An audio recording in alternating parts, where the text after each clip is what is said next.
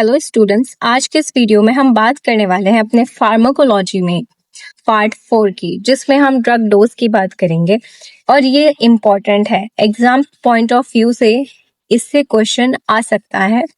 ठीक है, तो सबसे पहले डेफिनेशन देखते हैं। Drug dose is the measured quantity of a medicine given to a patient at one time or over a specific period to produce a therapeutic effect without causing toxicity। समझ आया? तो ड्रग डोज क्या होती है? का major quantity होती है medicine की, जो कि पेशेंट को दी जाती है एक टाइम के लिए या फिर कुछ टाइम के लिए। ठीक है, क्यों?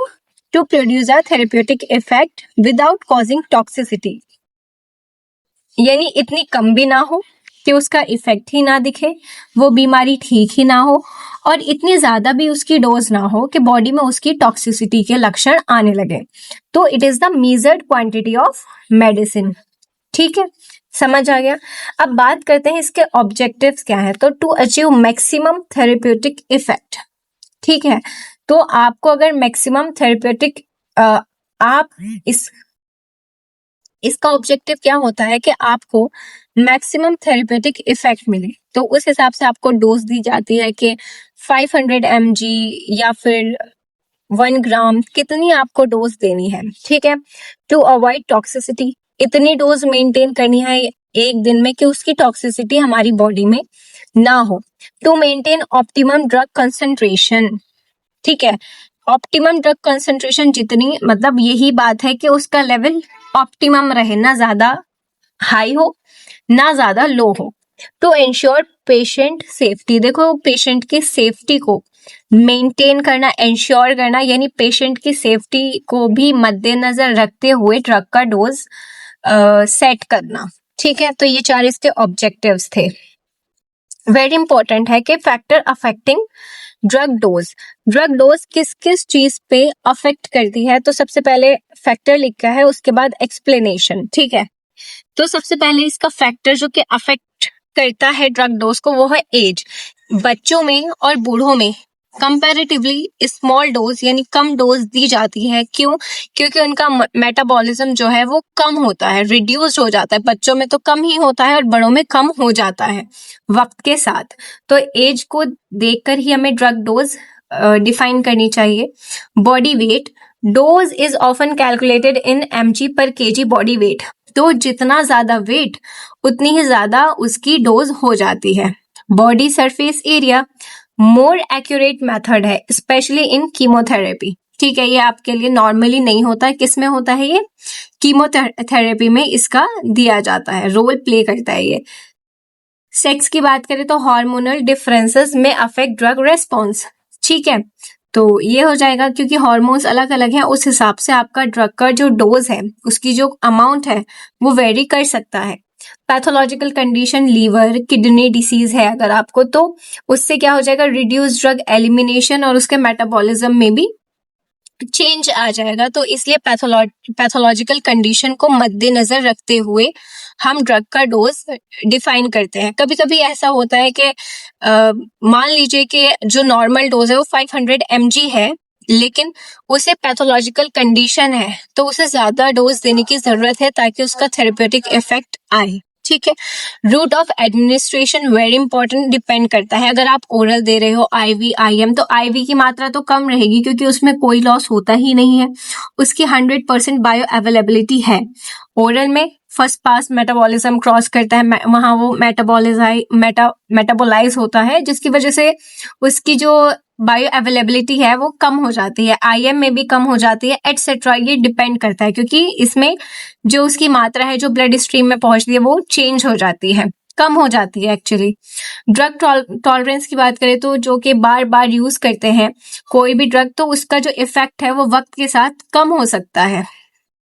तो इस वजह से हमें हाई डोज देनी पड़ती है। क्या होता है मैं आपको बताती हूँ इसका एग्जांपल। मान लीजिए आप रोज पेन किलर खा रहे हो, आपको थोड़ा सा सर दर्द हुआ, आप पेन किलर ले रहे हो, अगले महीने फिर दर्द हुआ, आपने फिर अगले दिन हुआ, फिर खा लिया। ऐसे आप कंटिन्यूअसली 1 महीना 2 महीना इतना खा रहे हो, तो उसके बाद क्या होगा, जब कभी आपको कुछ और प्रॉब्लम होती है, उसके लिए आपको डॉक्टर पेन किलर देता है, तो आपका पेन उससे सबसाइड नहीं होगा। क्यों? क्योंकि आपको एक टॉलरेंस हो गई है, आप अब उस ड्रग के लिए यूज टू हो गए हो। वो ड्रग आपके लिए एक दवाई नहीं, आप रोजमर्रा के लिए आपका वो खाने जैसा हो गया है। तो इस वजह से अब आपको चाहिए कि आप उसकी हायर डोज उस पेशेंट को दो। ड्रग इंटरेक्शन की बात करते हैं तो वन ड्रग में इंक्रीज और डिक्रीज इफेक्ट ऑफ अनदर। देखो, जब हम दवाई खाते हैं तो 1 2 3, ठीक है, खाते हैं 2-3 दवाइयां एक साथ, तो एक ड्रग जब दूसरे ड्रग से इंटरेक्ट करती है तो एक दूसरे के इफेक्ट को कम या ज्यादा कर सकती है। तो ये डिपेंड करता है कि जब आप दवाई मिक्स करके दे रहे हो तो किसकी डोज कितनी होनी चाहिए, उससे डिक्रीज होगी इंक्रीज होगी, ये सब डिपेंड करके सोच विचार करने के बाद ही दिया जाता है। जब भी तो आयुर्वेद में कहा जाता है कि युक्ति पूर्वक हमें सारी चीजें करनी चाहिए चिकित्सा में। जेनेटिक फैक्टर की बात करें तो some people metabolize drug faster और स्लोवर। अब इसमें वही अग्नि वाली बात है, कोई ज्यादा मेटाबोलाइज यानी पचा लेता है और कोई धीरे धीरे काम करती है किसी की अग्नि। तो ये अब उसके हिसाब से आप डोज सेट करोगे। अब जैसे किसी में फास्टर मेटाबोलाइज हो जाती है तो उसे दोबारा जरूरत है ना, तो इस हिसाब से मान लो कि जो स्लोवर डाइजेशन जिसका है उसे 2 टाइम दवाई दोगे, जिसका फास्टर उसे 3 टाइम का बोलोगे कि आपको 3 टाइम जरूरत है, ठीक है। तो अब आता है टाइप्स ऑफ ड्रग डोज। कितने वेरी इंपॉर्टेंट क्वेश्चन है ये, मैं यहाँ पर लिख देती हूँ, ठीक है, ताकि मेरे बच्चों को परेशानी ना हो। इम्पोर्टेंट, ठीक, चलिए।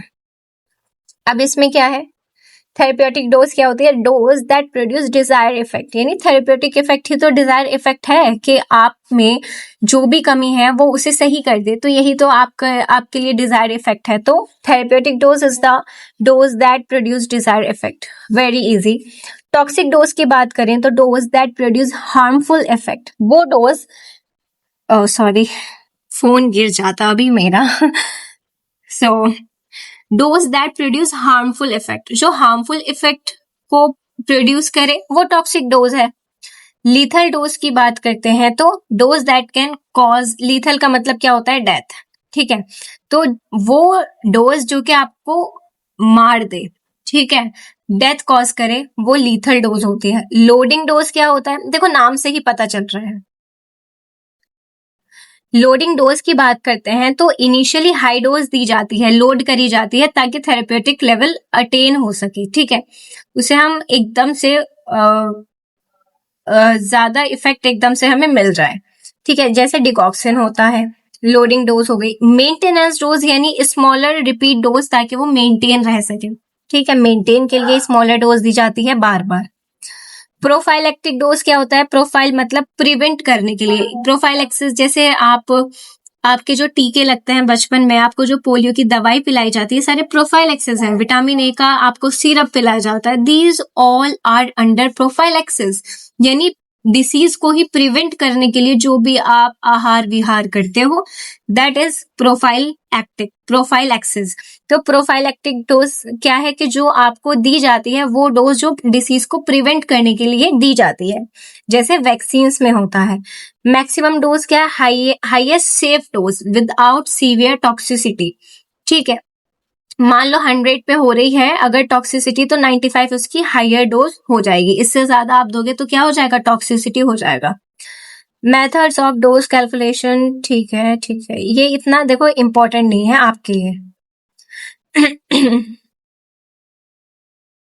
थेरेपेटिक इंडेक्स मैंने आपको दूसरी वीडियो में बताया था, जब मैंने आपको फार्माकोडायनामिक्स बताया था कि जिसमें हाई टीआई होगा वो सेफ है, जिसमें लो होगा वो क्या हो जाएगा, वो कम सेफ है, ठीक है। Importance of accurate drug dosing, क्या इंपॉर्टेंस है, प्रिवेंट एडवर्स ड्रग रिएक्शन, यानी टॉक्सिक इफेक्ट ना हो, लीथल ना हो, तो ये सारे ड्रग रिएक्शंस यानी एलर्जी ना हो जाए, ठीक है, या कुछ और ना उसका एडवर्स इफेक्ट हो जाए, इन सबको प्रिवेंट करने के लिए drug accurate drug dose very important. Reduce drug resistance, ठीक है, जैसे एंटीबायोटिक में आप एंटीबायोटिक ले रहे हो तो फिर आप जब आपको कोई और से इन्फेक्शन होगा वो एंटीबायोटिक आपको दी जाती है, तो वही फिर आप उसका वो काम ही नहीं करती है, ठीक है, उसका रेजिस्टेंस हो जाता है, जो कि आजकल बहुत मिल रहा है, क्योंकि कोई भी उठा के कोई भी एंटीबायोटिक खा लेता है, जो कि आजकल हमारा जो देश है इसमें बहुत ज्यादा ये ड्रग रेजिस्टेंस वाले केस हो रहे हैं। तो इसलिए कभी भी एंटीबायोटिक नहीं लेनी चाहिए विदाउट डॉक्टर प्रेस्क्रिप्शन, डॉक्टर भी अच्छे डॉक्टर, ठीक है। इम्प्रूव ट्रीटमेंट आउटकम, ट्रीटमेंट का जो ट्रीटमेंट को इम्प्रूव करता है, ठीक है। Prevent medication errors.